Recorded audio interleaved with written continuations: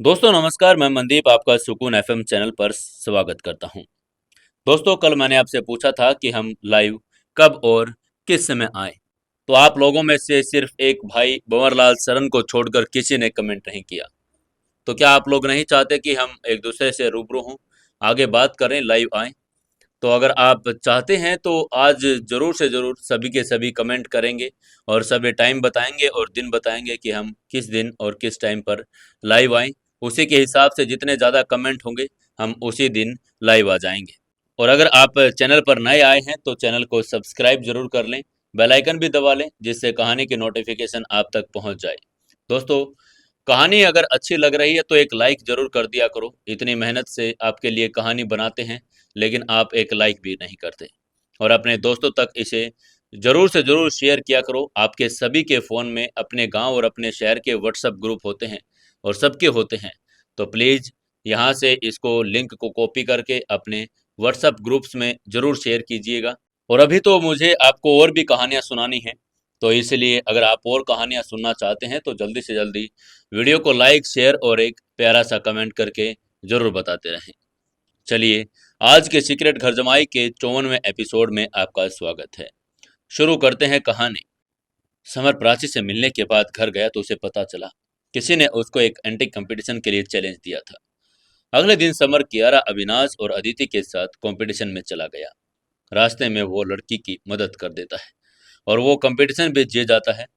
वो लड़की जिसकी वो मदद करता है वो तो जज थी और वही तो कंपनी की सीईओ थी जिसके साथ उनको प्रोजेक्ट करना था। ध्वनि अरोड़ा, अरोड़ा इंडस्ट्री की सीईओ। समर जब कंपटीशन जीत गया तो उसने सुदीप को माफी मांगने के लिए कहा तो सुदीप के चेहरे की रंगत उड़ गई। चैलेंज की शुरुआत उसी ने की थी और इसलिए वो अब पीछे नहीं हट सकता था। सुदीप ने पीले पड़ चुके चेहरे के साथ माफी मांगते हुए कहा, समर मुझे माफ करना, तुम झूठे नहीं हो, अग्रवाल इंडस्ट्री भी झूठी नहीं है। मैं झूठा हूँ, ये सब मेरी गलती थी। मैं अपनी गलती स्वीकार करता हूँ। उसके चेहरे पर जरा भी रंगत नहीं थी। उसने अपनी मुट्ठियां कस ली और उसका पूरा शरीर कांप रहा था। सुदीप ने समर और अग्रवाल इंडस्ट्री पर हमला करने के लिए साजिश रची थी।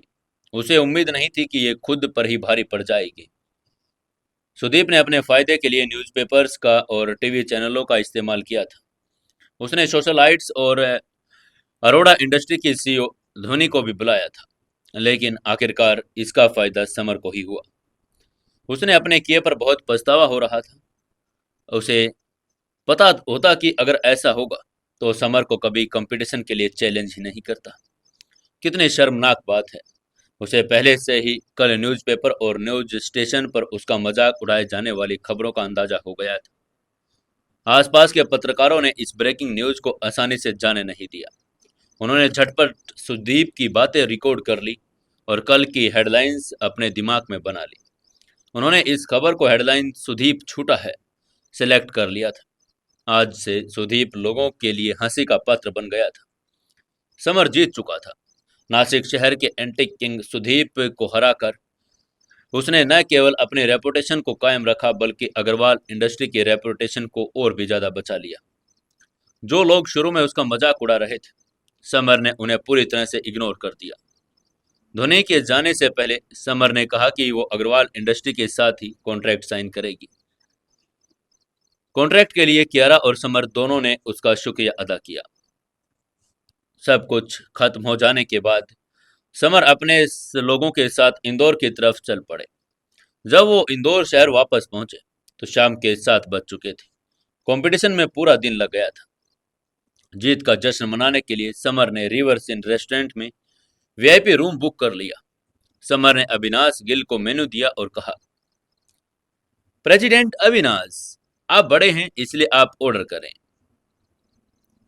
उसकी बात सुनकर अविनाश गिल मुस्कुराए। उन्होंने मेन्यू लिया और ऑर्डर कर दिया। कुछ देर में वेटर ने उनका ऑर्डर टेबल पर लगा भी दिया। सब लोग डिनर करने लगे।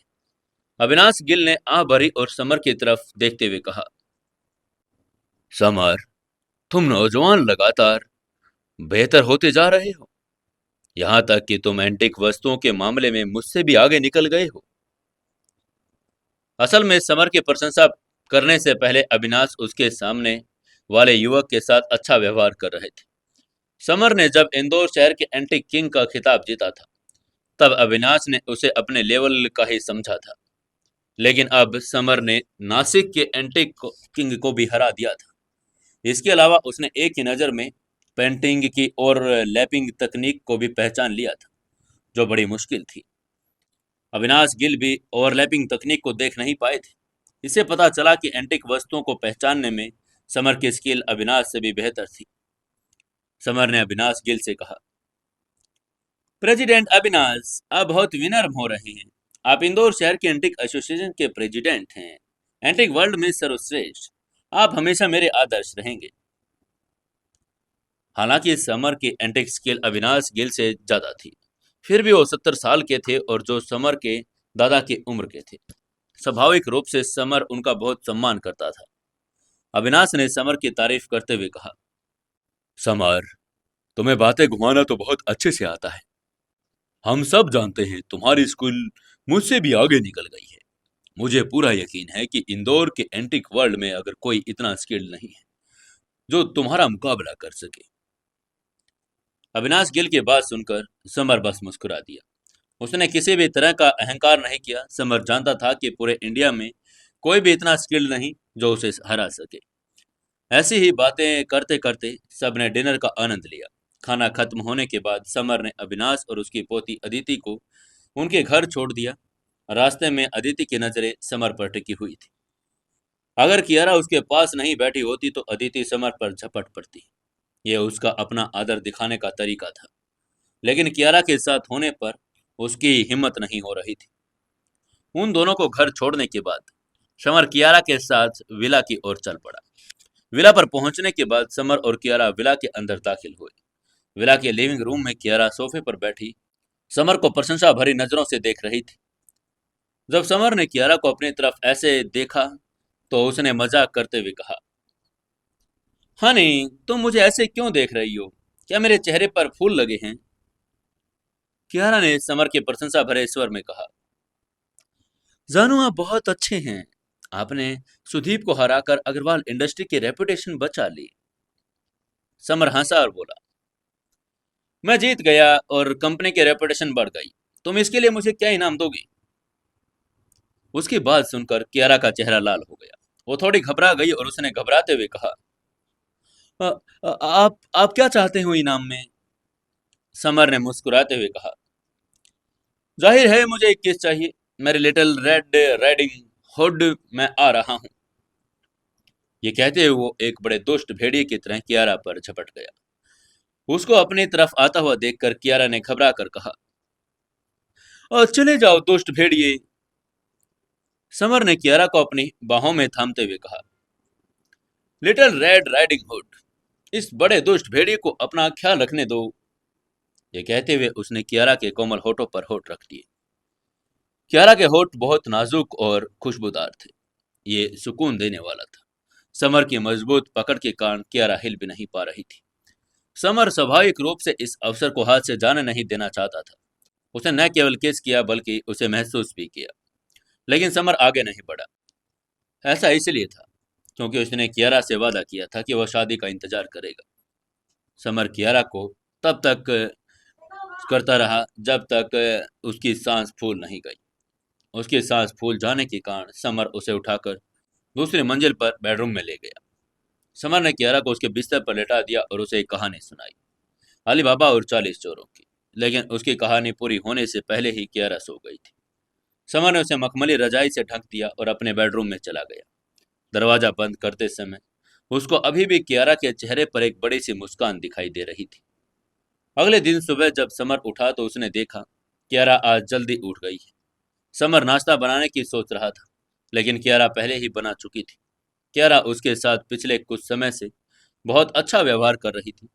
उसके इस व्यवहार से बस एक ही बात पता चलती थी कि कियारा मन ही मन समर से प्यार करने लगी थी। आज का नाश्ता अब तला हुआ और दूध नहीं था। कियारा ने आज के मेनू को बदल दिया था। इस बार ये एक सूप और स्टेक उसने बनाया था। समर को नाश्ता बहुत स्वादिष्ट लगा। दोनों मेज के सामने बैठ गए और उन्होंने जल्दी से नाश्ता खत्म कर लिया। उन्होंने नाश्ता खत्म किया ही था कि न्यूज़पेपर भी आ गया। न्यूज़पेपर में सुदीप छूटा है हेडलाइन पढ़कर उनके चेहरे पर मुस्कान आ गई। न्यूज़पेपर में समर और सुदीप के चैलेंज के बारे में बिल्कुल विस्तार से लिखा था।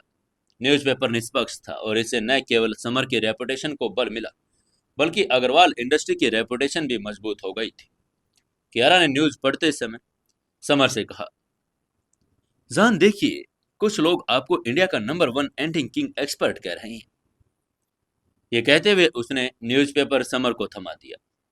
समर ने न्यूज़पेपर को घूरते हुए कहा, हमारी रेपुटेशन को बेहतर बनाने के लिए ये सब काफी है, लेकिन ये कहकर कि मैं एंटिक वर्ल्ड में सबसे ज्यादा एक्सपर्ट हूँ, ये लिखकर वो जाहिर तौर पर हमारे लिए परेशानी खड़ी करना चाहते हैं। समर की बात सुनकर कियारा को भी ऐसा ही लगा। समर केवल इंदौर शहर का एंटिक किंग था।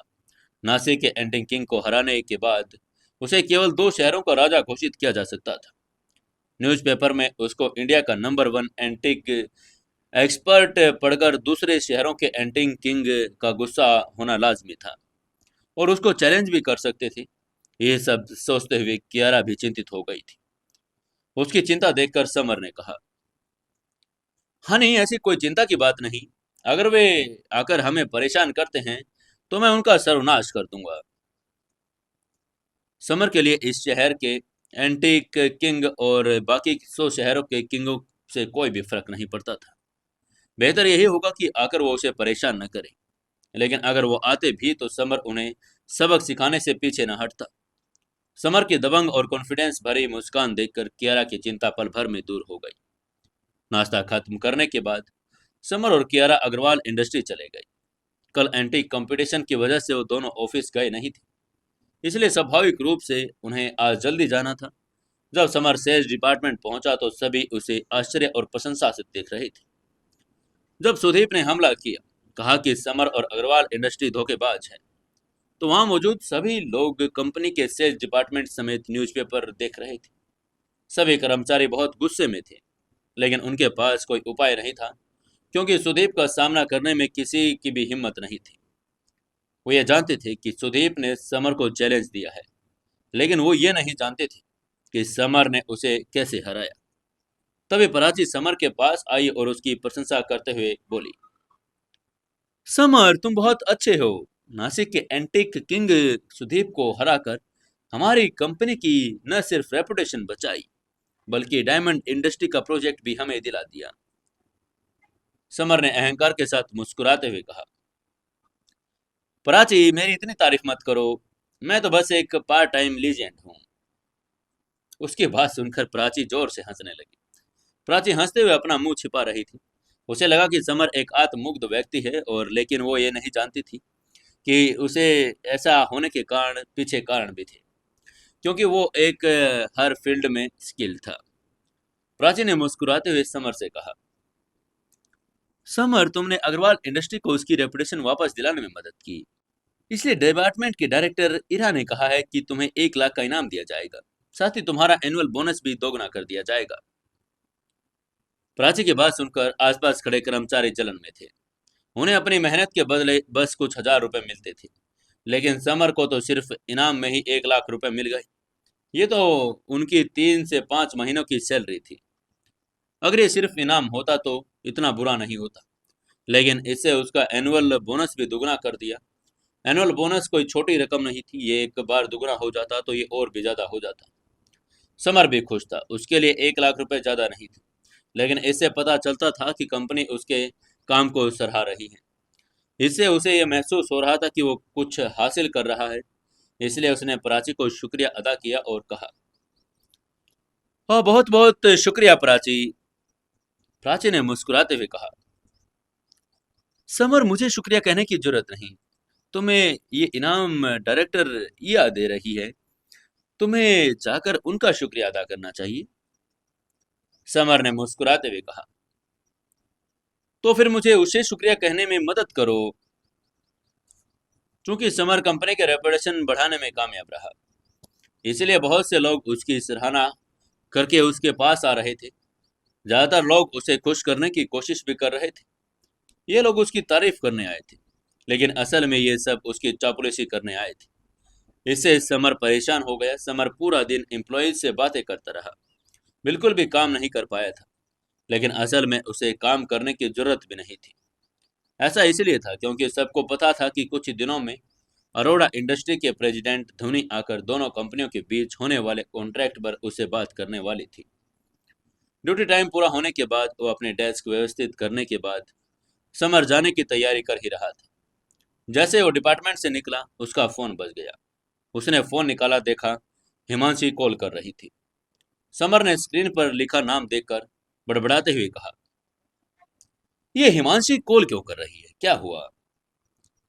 ये बड़बड़ाते हुए उसने फोन रिसीव किया और पूछा, हेलो हिमांशी, क्या बात है? हिमांशी ने फोन के दूसरी तरफ से फुसफुसाते हुए कहा, जीजू, हाँ, मैंने आपसे ये पूछने के लिए कॉल किया है। आज मेरा जन्मदिन है, क्या आप पार्टी में आ सकते हैं? समर ने हैरान होते हुए पूछा। हैप्पी बर्थडे हिमांशी, बताओ तुम कहाँ पार्टी दे रही हो? हिमांशी ने फोन की दूसरी तरफ से कहा, हाँ, होली स्प्रिंग रेस्टोरेंट में जीजू। और हाँ, एक बात का ध्यान रखिएगा, जब आप आएंगे तो पार्टी में किसी को ये मत बताइएगा कि आप मेरी बहन के बॉयफ्रेंड हैं। बस सभी से इतना ही कहना कि आप मेरे अच्छे दोस्त हैं। समर ने मुस्कुराते हुए कहा, ठीक है, मैं थोड़ी देर में आ जाऊंगा। और हाँ, इस बात का ध्यान रखूंगा, सभी को यही कहना है कि मैं तुम्हारा अच्छा दोस्त हूँ। ये कहने के बाद समर ने फोन रख दिया। उसे अपनी साली के जन्मदिन पर जाना था। आखिरकार हिमांशी का पायल के अलावा कोई रिश्तेदार नहीं था। वो उसकी इकलौती रिश्तेदार थी। और समर कंपनी के बाहर निकला। कंपनी के बगल वाले एक मॉल की ओर चल पड़ा। उसने मॉल में से हिमांशी के लिए एक अच्छा सा गिफ्ट खरीदा। गिफ्ट महंगा नहीं था, लेकिन उसका मतलब महंगा था। उसे विश्वास था कि हिमांशी को इसका एक गिफ्ट जरूर पसंद आएगा। उपहार खरीदने के बाद वो रेस्टोरेंट की ओर चल पड़ा। Holy spring restaurant AB road पर था। ये एक 7 स्टार रेस्टोरेंट था और इंदौर का सबसे बेहतरीन रेस्टोरेंट। इसका नाम होली स्प्रिंग इसीलिए पड़ा क्योंकि रेस्टोरेंट का अंदर एक छोटा सा झरना भी था। हिमांशी अपने 3 दोस्तों के साथ रेस्टोरेंट के बाहर खड़ी समर का इंतजार कर रही थी। तभी एक लंबे बालों वाली लड़की ने भौहें चढ़ाते हुए हिमांशी से पूछा, हिमांशी, तुम किसका इंतजार कर रही हो? जो इंसान अभी तक आया क्यों नहीं? उस लंबे बालों वाली लड़की का नाम निधि था, जो हिमांशी की अच्छी दोस्त थी। जन्मदिन की जगह उसने सिलेक्ट की थी और कहा था कि ये बर्थडे पार्टी रखना अच्छा होगा। हिमांशी ने निधि से कहा, निधि बस थोड़ा इंतजार करो, वो आ रहा होगा। ये कहते वो समर का इंतजार करने लगी। कुछ ही देर बाद वो एक टैक्सी आकर रुकी। सबके सामने समर टैक्सी से उतरा और समर को आता हुआ देखकर हिमांशी मुस्कुराई। वो दौड़कर उसके पास पहुंच गई। वो बहुत खुश थी। लेकिन जब निधि ने समर की तरफ देखा तो उसकी आंखें हिकारत से भर गई। ऐसा इसलिए था क्योंकि जब अमीर लोग अपने दोस्त के जन्मदिन पर आते हैं तो सब अपनी अपनी लग्जरी गाड़ियों में आते हैं। लेकिन यह आदमी टैक्सी से आया और जाहिर वो अमीर नहीं था। निधि खुद भी एक पोर्श चला रही थी, जिसकी कीमत 1 करोड़ से ज्यादा की थी। हिमांशी की बाकी दोनों दोस्त भी ऑडी और BMW में आई थी। हिमांशी के तीनों दोस्त अमीर परिवारों की लड़कियां थी। हिमांशी दौड़कर समर के पास गई और खुशी से बोली, समर, तुम आ गए। वो समर के आने से बहुत खुश थी। उसके मुंह से तुम सुनकर समर की भौहें सिकुड़ गई और उसने मन ही मन सोचा, समर तुम, क्या तुम्हें मुझे जीजू नहीं कहना चाहिए? समर की आंखें उलझन से भर गई। समर ने धीरे से हिमांशी से कहा, हिमांशी, क्या कर रही हो? मुझे जीजू कहने के बजाय समर क्यों कह रही हो? उसकी आवाज इतनी धीमी थी कि समर और हिमांशी के अलावा कोई नहीं सुन सकता था। हिमांशी ने धीरे से फुसफुसाते हुए कहा, जीजू, क्या आप भूल गए हो? आने से पहले ही मैंने आपको बता दिया था कि मेरे दोस्तों के सामने मैं आपको जीजू नहीं कहूंगी, मेरे दोस्त कहकर इंट्रोड्यूस करूंगी। समर ने मुस्कुराते हुए कहा, ओह, माफ करना, मैं भूल गया था। आज के लिए हम सिर्फ दोस्त हैं। हालांकि उसे नहीं पता था कि वो दोस्त बुलाकर उसे इंट्रोड्यूस नहीं करवाना चाहती, लेकिन फिर भी उसने उसका साथ देने का फैसला किया। इसके बाद हिमांशी ने समर को अपने दोस्तों से मिलवाते हुए कहा, निधि, यहाँ आओ, मैं तुम लोगों को इनसे इंट्रो करवाती हूँ। ये मेरे सबसे अच्छे दोस्त मिस्टर समर भारद्वाज हैं। निधि और बाकी दोस्तों ने समर का इंट्रो सुनकर बस हाँ में सिर हिला दिया। वो ज़्यादा एक्साइटेड नहीं थी क्योंकि उन्हें लगा कि समर कोई खास इंपॉर्टेंट व्यक्ति नहीं है। अपनी सहेलियों का रिएक्शन देखकर हिमांशी संतुष्ट नहीं हुई। लेकिन उसने कुछ नहीं कहा क्योंकि वे उसकी क्लासमेट थी।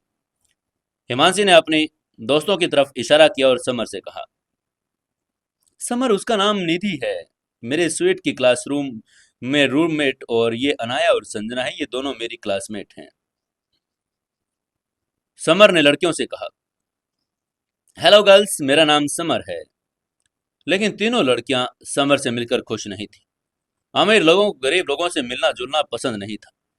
समर ने अपनी भौहें चढ़ाई। जाहिर है वो लड़कियों के व्यवहार से संतुष्ट नहीं था, लेकिन वे सभी हिमांशी की क्लासमेट थी, इसलिए उसने कुछ नहीं कहा। उसी समय एक धमाके के साथ एक लैम्बोर्गिनी गाड़ी रेस्टोरेंट के सामने आकर रुकी। गाड़ी से दो लड़के उतरे। आगे वाला एक चिकने वाला चेहरे लड़का था और दिखने में अच्छा, लेकिन उसका रंग पीला पड़ा हुआ था, जैसे वो बीमार हो। उसका नाम गगन भारद्वाज था। वो सीधा साधा इंसान नहीं था और वो इंदौर शहर के भारद्वाज परिवार का दूसरा यंग मास्टर था। यंग मास्टर विवान भारद्वाज का छोटा भाई। गगन के पीछे वाला लड़का गगन के जितना हैंडसम नहीं था, लेकिन फिर भी वो एक बड़ी कंपनी का यंग मास्टर था। उसका नाम लकी था और वो लकी भी काफी अमीर था। गगन हिमांशी की ओर बढ़ा और गर्मजोशी से उसने कहा, हिमांशी, जन्मदिन मुबारक हो। गगन की बात सुनकर हिमांशी का चेहरा तनावग्रस्त हो गया। उसकी आंखों में असंतोष की एक झलक दिखाई दी। हिमांशी ने पूछा, तुम्हें कैसे पता चला कि आज मेरा जन्मदिन है, और तुम्हें पार्टी में इनवाइट किसने किया? उसने सिर्फ अपना जन्मदिन मनाने के लिए निधि और उसके क्लासमेट्स को बुलाया था। उसे समझ नहीं आ रहा था कि वो उन दोनों को कैसा पता चला। गगन ने मुस्कुराते हुए जवाब दिया, निधि ने हमें बताया, हम सब क्लासमेट हैं और आज तुम्हारा जन्मदिन है, तो जाहिर है तुम्हें विश करने के लिए तो आना ही था, पार्टी भी तो करनी ही पड़ेगी। उसे हिमांशी पसंद थी। क्लास में सबको ये पता था। वो किसी न किसी तरह हिमांशी को इम्प्रेस करना चाहता था। गगन एक डिब्बा निकालकर हिमांशी की तरफ बढ़ाते हुए बोला, हिमांशी, ये तुम्हारे लिए मेरी तरफ से गिफ्ट है, इसे खोलो और देखो।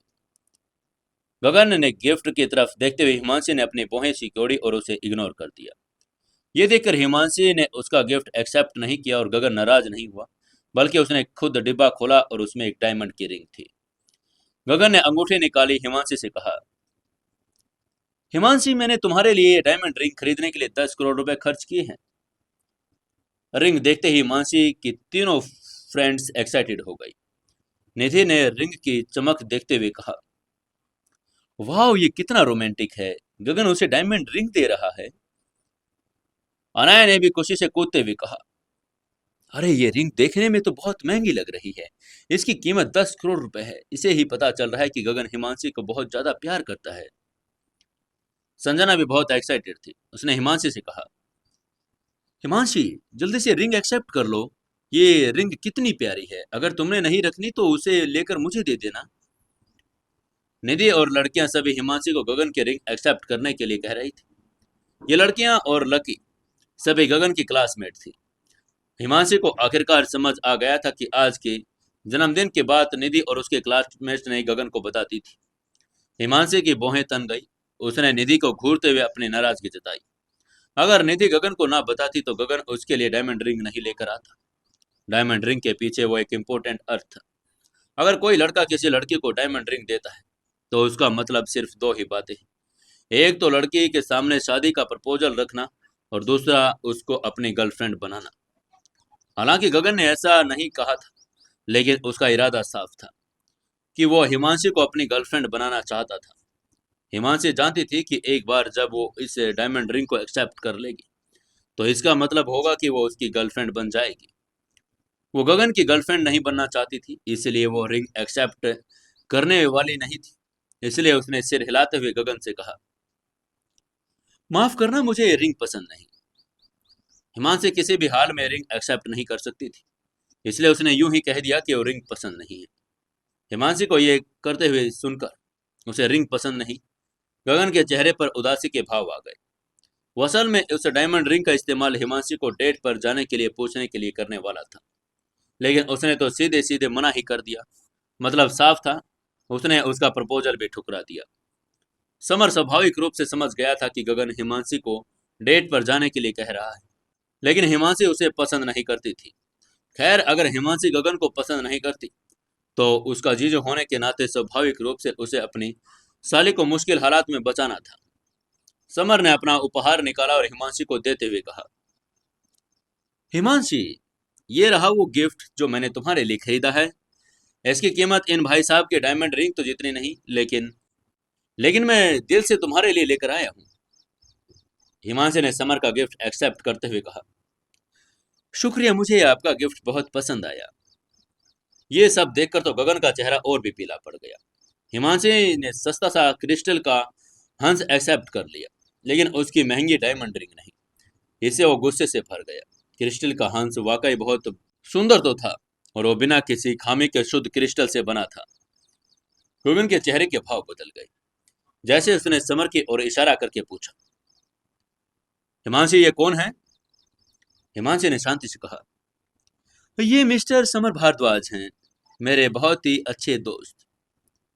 गगन की भौहें तन गई। उसने समर का नाम तो कहीं नहीं सुना था, पर उसे याद नहीं कर पा रहा था, इसलिए उसे इग्नोर कर दिया। तभी हिमांशी ने समर का हाथ पकड़ते हुए प्यार से कहा, चलो समर, अंदर चलते हैं। ये कहते हुए उसको खींचकर रेस्टोरेंट के अंदर ले गई। उनके पीछे पीछे गगन भी अपना उदास चेहरा लेकर आ रहा था। आज उसका मकसद हिमांशी को डेट पर लेकर चलने के लिए पूछना ही था। हालांकि हिमांशी ने उसकी डायमंड रिंग एक्सेप्ट नहीं की, फिर भी वो हार मानने वाला नहीं था। हिमांशी को पहली बार देखते ही गगन ने खुद से वादा कर लिया था कि वो इस लड़की को अपनी गर्लफ्रेंड बनाएगा। तभी चलते चलते हिमांशी ने निधि से पूछा, निधि, तुमने कौन सा रूम बुक किया है? जन्मदिन होली स्प्रिंग रेस्टोरेंट में मनाने का प्लान निधि का था, और क्योंकि वही तो उसके अंकल का रेस्टोरेंट था और रेस्टोरेंट के मैनेजर उसके अंकल थे। निधि ने जवाब देते हुए कहा, हिमांशी, मैंने वीआईपी रूम बुक किया है। अनाया ने हैरानी से कहा, निधि, तुम कमाल हो, तुमने वाकई वीआईपी रूम नंबर बुक कर लिया। वीआईपी रूम नंबर एक होली स्प्रिंग होटल का सबसे अच्छा और महंगा रूम था। ज्यादा लोग उसे अंदर नहीं जा सकते थे, भले ही उनके पास कितने भी पैसे क्यों ना हो। संजना ने किनारे से कहा, अनाया, मुझे लगता है कि तुम्हें पता नहीं, निधि के अंकल इस होटल के मैनेजर हैं, और आज हिमांशी का जन्मदिन है। उसने खास तौर पर अपने अंकल से कहकर यह रूम बुक करवाया था। दोनों लड़कियों की तारीफ सुनकर निधि और भी एरोगेंट हो गई। उसने एक कमरा दोनों वजह से लिया था। एक तो हिमांशी उसकी क्लासमेट थी, और दूसरा गगन इस पार्टी में आने वाला था। गगन निधि से मदद मांगकर हिमांशी को इम्प्रेस करना चाहता था। ऐसे ही चलते चलते हिमांशी, समर और बाकी सभी के साथ वीआईपी रूम में पहुंच गई। वो सभी वहां एक टेबल पर बैठ गए और आपस में बातें करने लगे। समर बाकी लोगों को नहीं जानता था, इसलिए स्वाभाविक रूप से वो उनसे बात नहीं करता था। वो हिमांशी के पास बैठा था और कभी कभार उससे बात कर रहा था। तभी गगन ने मुस्कुराते हुए कहा, समर, तुम क्या काम करते हो? ये पूछते समय उसने अपनी रोलेक्स सभी को दिखाई। वो अपनी दौलत का दिखावा करने की कोशिश कर रहा था। आखिरकार एक रोलेक्स बहुत महंगी होती है और आम लोग इसे खरीद नहीं पाते। गगन को ऐसे अपने पैसों का दिखावा करने का बहुत शौक था, और तभी समर ने देखा और मुस्कुराकर उसे जवाब दिया, मैं तो अग्रवाल इंडस्ट्री का एक मामूली सा सेल्स पर्सन हूँ। समर की बात सुनकर गगन ने एकदम से चौंकते हुए कहा, सेल्स पर्सन? उसने समर की तरफ हैरानी से देखा। सिर्फ गगन ही नहीं, उसके बगल में बैठी लड़कियों ने भी वैसे ही अवमानना दिखाई। एक सेल्स पर्सन की सैलरी आमतौर पर कुछ हजार के पास होती है, जो उनके एक वक्त के खाने के लिए भी काफी नहीं। तभी निधि ने मुस्कुराते हुए कहा, मैं जाकर पूछती हूँ कि उन्होंने खाना अभी तक क्यों नहीं लगाया। ये कहते वो कमरे से बाहर चली गई। उसने कल ही कमरा बुक किया था और अपने अंकल को मेन्यू भी बता दिया था, लेकिन डिशेज अभी तक टेबल पर आई नहीं थी, जिससे वो घबरा गई। इसलिए वो बाहर गई। वो ये देखना चाहती थी कि क्या हो गया है जो अभी तक खाना नहीं आया। थोड़ी देर बाद निधि घबराई हुई वापस आई। हिमांशी ने उसका घबराया हुआ चेहरा देखकर पूछा, निधि, क्या हुआ? उसे पता था कि निधि खाने के बारे में पता लगाने के लिए गई थी, लेकिन उसका घबराया हुआ चेहरा देखकर वो घबरा गई थी। निधि ने थोड़ा हिचकिचाते हुए माफी मांगते हुए कहा, हिमांशी, मुझे माफ करना। मेरे अंकल ने कहा था कि कोई वीआईपी आदमी यहाँ आ रहा है, इसलिए उन्होंने हमें वीआईपी रूम खाली करने को कहा है। उसकी बात सुनकर हिमांशी ने दुखी होकर अपनी भौहें सिकोड़ दी। उसने भौहें सिकोड़ते हुए पूछा, निधि, तुम्हारा क्या मतलब है? अब हम यहाँ खाना नहीं खा सकते क्या? आज उसका जन्मदिन था, एक खुशी का दिन था और ये कमरा निधि ने बुक किया था। लेकिन अब कोई और चाहता था कि वो यहाँ से चले जाए। निधि ने शर्मिंदा होते हुए माफी मांगते हुए कहा, हिमांशु हिमांशु मुझे माफ करना, मेरे अंकल ने कहा है कि कोई व्यक्ति आ रहा है, वो साधारण व्यक्ति नहीं है, इसलिए वो चाहते हैं कि हम तुरंत यहाँ से चले जाएं। निधि की बात सुनकर गगन का चेहरा खुशी से खिल उठा। वो जानता था कि अब उसका सामने आने का समय आ गया है। इसलिए उसने हिमांशु को इम्प्रेस करने की कोशिश करते हुए कहा, हिमांशु चिंता मत करो, मैं भारद्वाज परिवार का सेकंड यंग मास्टर हूँ। मैं उस व्यक्ति से बात करता हूँ और उसे जाने के लिए कहता हूँ। निधि ने भी चैन की सांस लेते हुए उत्साह से कहा, गगन गगन तुम सेकंड यंग मास्टर हो, तुम जरूर कर सकते हो। गगन की ताकत और बैकग्राउंड को देखते हुए उन सभी को लग रहा था कि वो जरूर कुछ कर पा लेगा। वो बातें कर ही रहे थे तभी मैनेजर एक युवक को उस रूम के अंदर लेकर आया। उस लड़के की उम्र ज्यादा नहीं थी, शायद 20 साल का ही था। देखने में हैंडसम और स्ट्रॉन्ग नाक नक्श वाला था। गगन खड़ा हो गया जैसे ही वो उस युवक को जाने के लिए कहने वाला था। उसने उस युवक का चेहरा देखा और उसका चेहरा देखते ही गगन का चेहरा तुरंत पीला पड़ गया। भारद्वाज परिवार के सेकंड यंग मास्टर होने के नाते इंदौर गगन ने शहर के हाई क्लास के बारे में अच्छी तरह जानता था। उसके सामने वाला आदमी यंग मास्टर मानव ठाकुर था। वो इंदौर शहर के सबसे शक्तिशाली परिवार ठाकुर परिवार का बेटा था, जिसके पिता शहर के मेयर थे। मानव का परिवार गगन के परिवार से कहीं ज्यादा ताकतवर था। वो इंदौर शहर का नंबर 1 मास्टर था और गगन उसे नाराज करने की हिम्मत नहीं कर सकता था। गगन मानव के पास गया और उसने मुस्कुराते हुए पूछा, मास्टर मानव, आप यहाँ खाने आए हैं? उसके चेहरे पर चापलूसी भरी नजर थी। वो मानव को खुश करना चाहता था। मानव ने मुस्कुराते हुए कहा, गगन, मैं इसी रूम में खाना खाना चाहता हूँ। तुम लोग अभी के अभी यहाँ से बाहर निकल जाओ। मुझे लगता है तुम लोगों को इसमें कोई आपत्ति नहीं होगी, है ना? मानव भी गगन को अच्छे से जानता था। भारद्वाज परिवार का ये सेकंड यंग मास्टर भले ही कुलीन था, लेकिन मानव की नजर में वो कुछ भी नहीं था। गगन ने बिना किसी आपत्ति के कहा, अगर मास्टर मानव यहाँ खाना खाना चाहते हैं तो हम कौन होते हैं कोई आपत्ति जताने वाले? हम अभी ये रूम खाली कर देते हैं। उसकी बात सुनते ही हिमांशु के चेहरे के भाव बदल गए। बाकी लड़कियों के भी, और उनके चेहरे को देखते ही देखते गुस्से से लाल हो गए थे। उन्होंने सोचा था कि गगन मानव को जाने के लिए कहेगा और यह रूम वापस ले लेगा, लेकिन आखिरकार जाने वाला गगन भी मानव के सामने झुक गया। और तो और उन्होंने देखा गगन मानव को कितना खुश करने की कोशिश कर रहा था। इससे लड़कियों को और भी बुरा लगा। सब खुश थे कि उन्हें कमरा मिल गया, लेकिन अब उन्हें जाना पड़ रहा था। इससे उनका मन बहुत दुखी हो गया था। जब वो सभी दुखी हो रहे थे तभी समर ने मानव को घूरते हुए भाव शून्यता से कहा, छोटे मानव, लगता है तू ज्यादा ही बिगड़ गया है और जो हमें जाने के लिए कह रहा है। समर के मुंह से छोटे मानव सुनकर गगन का चेहरा बदल गया। उसके सामने मानव था और इंदौर शहर का नंबर 1 यंग मास्टर, मेयर का बेटा। उसने मन ही मन समर को कोसते हुए कहा, भाई क्या हो गया है तुम्हें? तुम्हें पता भी है किससे छोटा कह रहा है? मरना चाहता है क्या? अगर मरने की इतना ही इच्छा थी तो अकेला जाकर मरना, हमें क्यों मरवाना चाहता है? मैनेजर भी हैरान रह गया। समर को मानव को छोटा मानव कहकर और सुनकर देखकर उसको गुस्सा से भर गया। वो होटल का मैनेजर था और वो जानता था कि अगर मानव गुस्सा हो गया तो गंभीर परिणाम होंगे। होटल का मैनेजर होने के नाते वो ये भुगत नहीं सकता था। मैनेजर ने समर को डांटते हुए कहा, तुम कौन होते हो मास्टर मानव को छोटा मानव कहने वाले? अभी के अभी इस रूम से बाहर निकल जाओ। मानव हैरान था। उसने सोचा भी नहीं था कि कोई उसे छोटा मानव कहेगा। वो इंदौर शहर का नंबर 1 यंग मास्टर था। बाकी 4 परिवारों के यंग मास्टर्स को भी उसका सम्मान करना पड़ता था। लेकिन जब मानव ने समर का चेहरा देखा तो उसे सुखद आश्चर्य हुआ। मानव समर को अच्छी तरह जानता था। उसका नाम समर था और वो जब पिछली बार मिले थे तब समर ने उसके दादाजी की जान बचाई थी और वो उसके दादाजी का जीवन रक्षक था। इसका मतलब था कि वो उसका गॉडफादर था। मानव दौड़कर समर के पास गया और सम्मान भरी आवाज में बोला, हेलो समर भाई, आप भी यहाँ खाना खा रहे हैं? उसका लहजा बेहद सम्मानजनक था। ऐसा लग रहा था जैसे कोई स्टूडेंट अपने मास्टर से बात कर रहा हो। उसके चेहरे पर मुस्कान थी, मानो मानो उस समर को खुश करने की कोशिश कर रहा हो। गगन की भौहें तन गई। उसका चेहरा आश्चर्य से भर गया।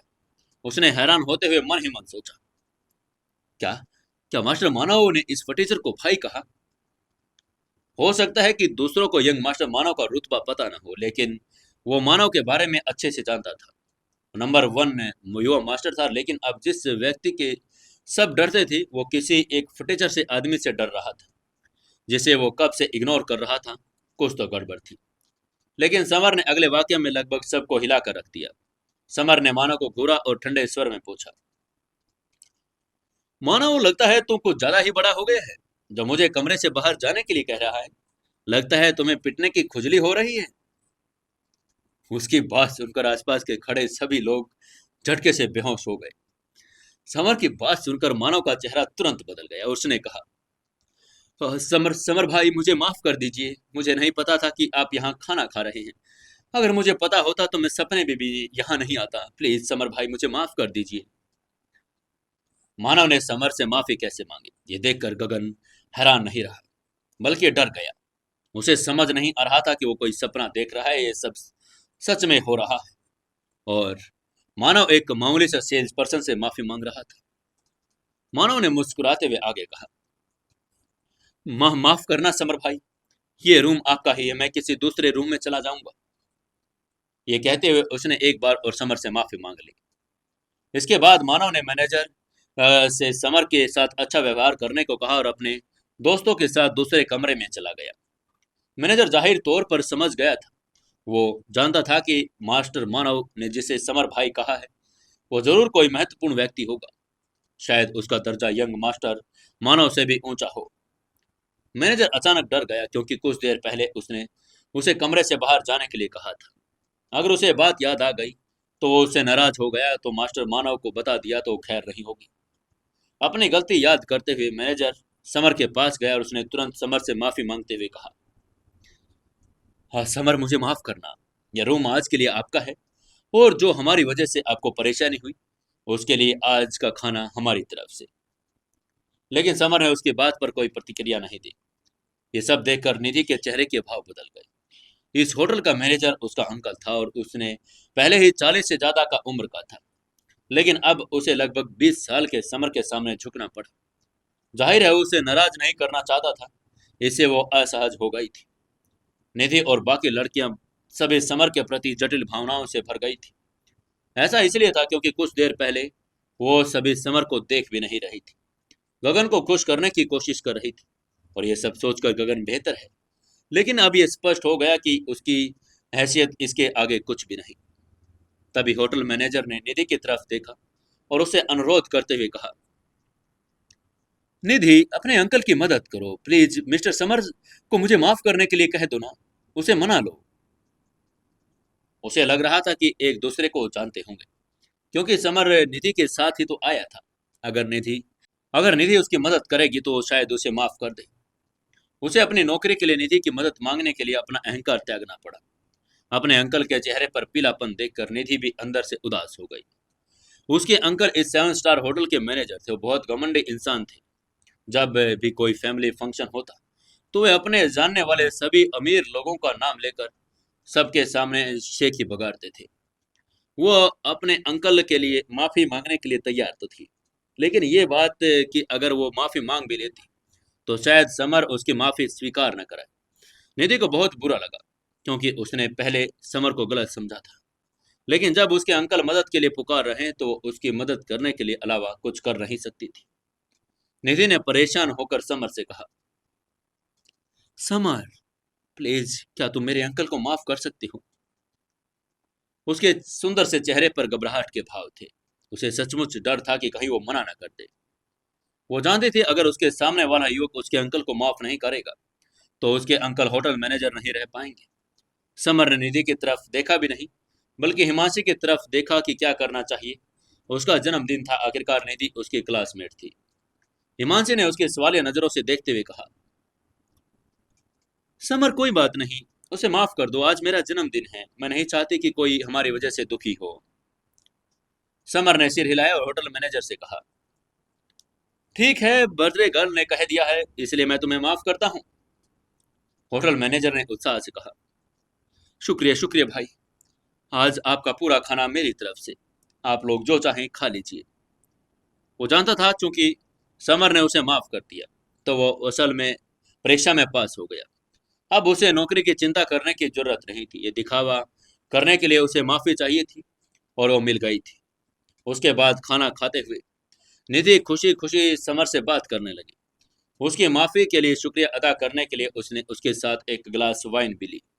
बाकी दो लड़कियों ने भी समर के साथ वाइन पी, क्योंकि अगर वो ना होता तो उन सबको बाहर निकाल दिया गया होता। हिमांशी की बात करें तो वह समर के लिए और भी ज्यादा आभारी थी। समर का शुक्रिया अदा करने के लिए उसने टेबल के नीचे समर की जांघ पकड़ ली, लेकिन समर ने उसका हाथ झटक दिया और उसको गुस्से में घूरा। हिमांशी समझ गई थी कि समर गुस्सा हो गया है और इसलिए वो अपनी आंखें नीचे झुकाकर खाना खाने लगी। जाहिर है वहां दो लोग और भी थे जो समर के साथ नहीं पी रहे थे। वो गगन और लकी थे। एक तो शर्मिंदा थे और दूसरे वो अपनी बदनामी हो जाने के बाद किसी से आंखें नहीं मिला पा रहे थे। तभी अचानक एक सम्मान भरी आवाज सुनाई दी। समर भाई, मैं भी आपके साथ वाइन पीऊंगा। मानो बगल वाले रूम में दोबारा उनके रूम में आया। उसने भी एक वाइन का ग्लास उठा लिया। वो भी समर के साथ टोस्ट करना चाहता था। यंग मास्टर, मानव को समर के साथ पीता हुआ देखकर गगन का चेहरा उतर गया। उसने अपनी मुट्ठियां भींच ली। जिस आदमी को खुश करने के लिए कोशिश कर रहा था उसने उसे बिल्कुल इग्नोर कर दिया और वह आदमी उसके साथ पी रहा है जिसका वो मजाक उड़ा रहा था। ये उसके चेहरे पर एक जोरदार तमाचा था। उसे आज बहुत शर्मिंदगी महसूस हो रही थी, लेकिन हिमांशी को पाने के लिए वो सब कुछ सार्थक था। उसने खुद से कसम खाई कि कुछ भी करके हिमांशी को पाकर रहेगा।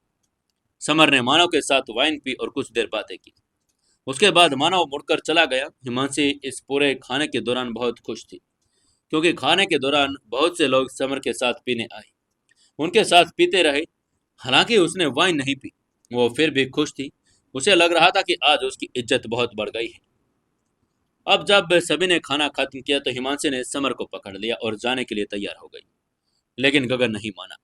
उसने दोनों को एक दूसरे के करीब आता हुआ देखकर कहा, हिमांशी, आज तुम्हारा जन्मदिन है, हमें जश्न मनाना चाहिए। चलो कैरोके चलते हैं।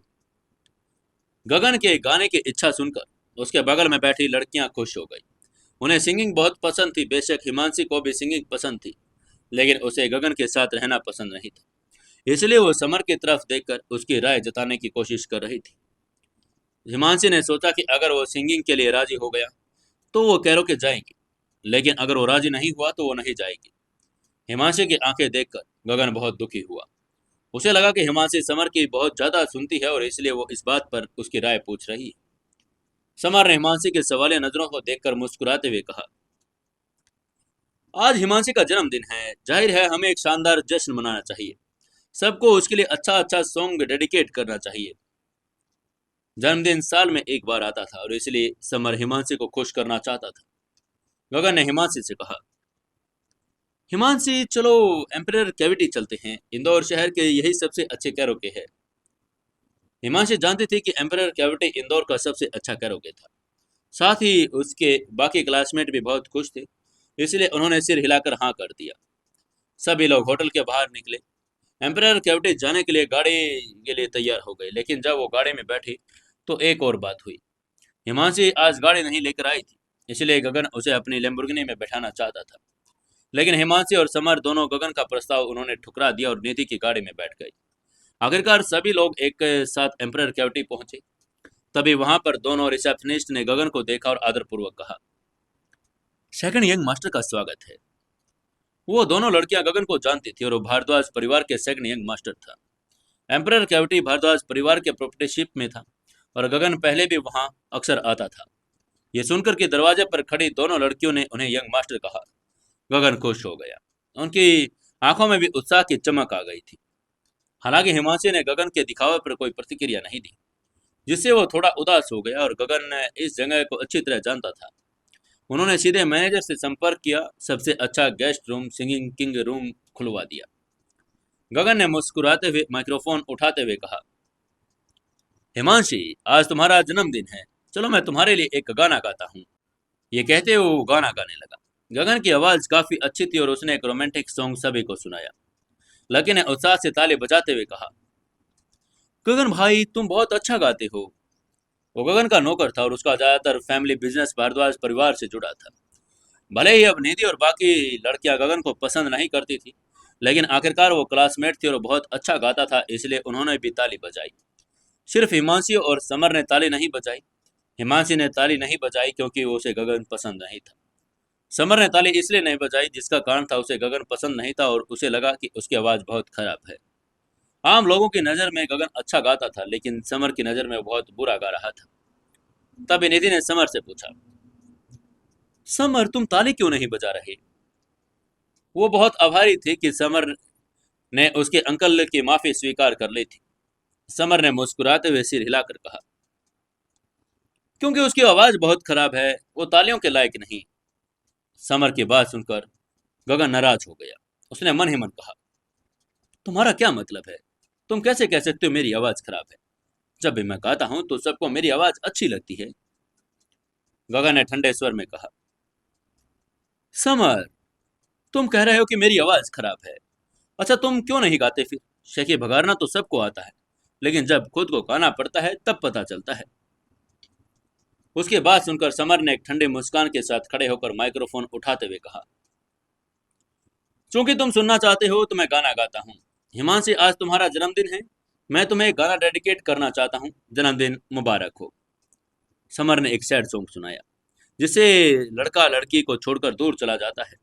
उसकी आवाज सुनकर आसपास की लड़कियां दंग रह गई। वो लगभग उस लड़के को लड़की को छोड़कर जाता हुआ देख रही थी। हिमांशी ने भी हाथ उठाकर ताली बजाई। लगातार तालियां बजाती रही। निधि और बाकी लड़कियां भी उत्साह से तालियां बजा रही थी। गगन का चेहरा गुस्से से भर गया था। उसे गाना पसंद था, हालांकि वो स्वाभाविक रूप से बता सकता था कि समर स्किल्ड सिंगर था। गगन को मानना पड़ा कि उसका गाना समर के गाने से अच्छा नहीं था। उसे आज लगा कि कैविटी पर आना उसकी गलती थी। वो अपने सिंगिंग प्रतिभा दिखाना चाहता था, लेकिन समर ने उसे हरा दिया। समर ने गाना खत्म करने के बाद निधि बाकी लड़कियों ने भी हिमांशी के जन्मदिन की शुभकामनाएं देने के बाद एक एक सॉन्ग सुनाया। तभी हिमांशी ने कमरे में मौजूद लोगों से कहा, वह पहले तुम एंजॉय करो, मैं वॉशरूम जा रही हूँ। उसने बहुत ज्यादा पानी पी लिया था, तुरंत वॉशरूम चली गई। तभी निधि ने कहा, हिमांशी रुको, मैं भी तुम्हारे साथ चलती हूँ। उसे भी वॉशरूम जाना था।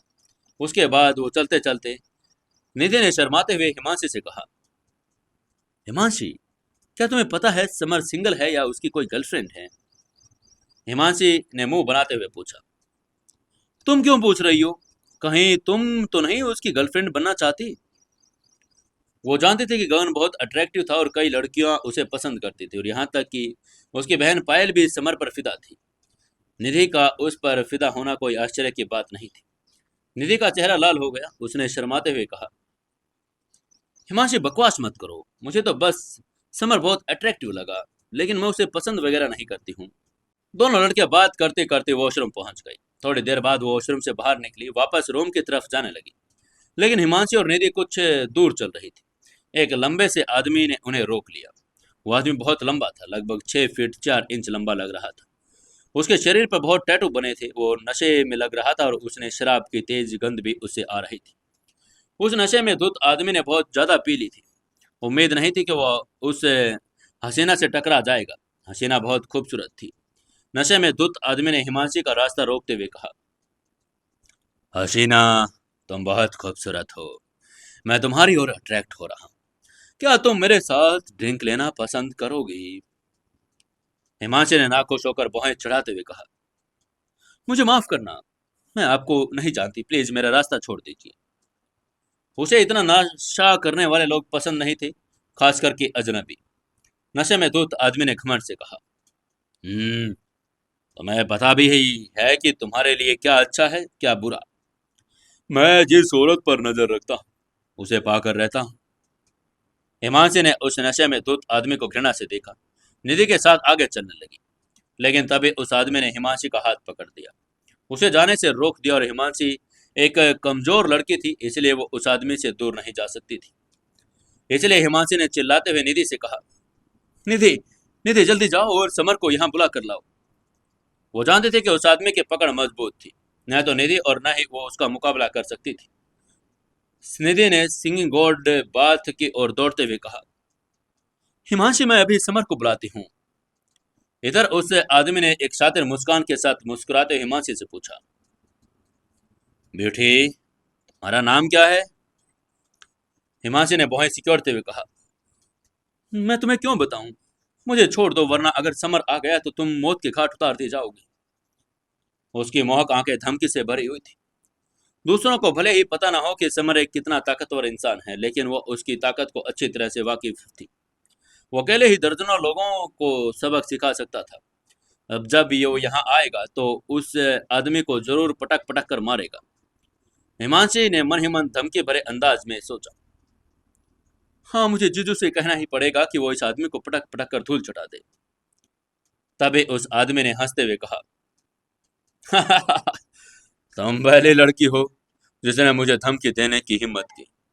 जब वो यहाँ आएगा तो मैं तुम्हारे समर की टांगें तोड़ दूंगा, ताकि उसे दिखा सकूं कि मैं कितना ताकतवर हूं।